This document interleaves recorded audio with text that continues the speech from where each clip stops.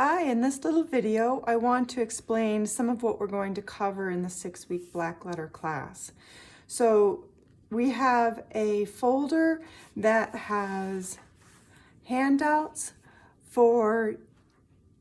that we're going to use each week. So each week has a set of handouts that we will use to practice certain skills. In addition, we are going to be doing projects each week.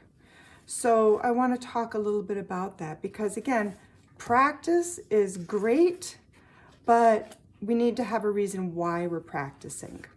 And that's why projects are an integral part of my calligraphy classes. So the first week, we are going to be using a 1-inch pen to be able to really start seeing and understanding how the 30-degree pen angle with a broad-edged nib, what that feels like and looks like. That's our big adjustment from going from a pen or a pencil to a calligraphy tool. So our first week, we're working large, so our project will be with large letters. And so we're going to do a very simple design project where we're going to combine our large letters and some smaller handwritten letters. In week 2, we're going to start working with a 5mm browse and nib, which means that we are going to take our book project, which we're going to add to over the course of the class. It's a palm leaf book, and we are going to practice the skills that we have learned each week. So the first week is a 5mm nib in lowercase letters. We're using walnut ink, and we're talking about some very basic decorative components that can be used in combination with the Blackletter.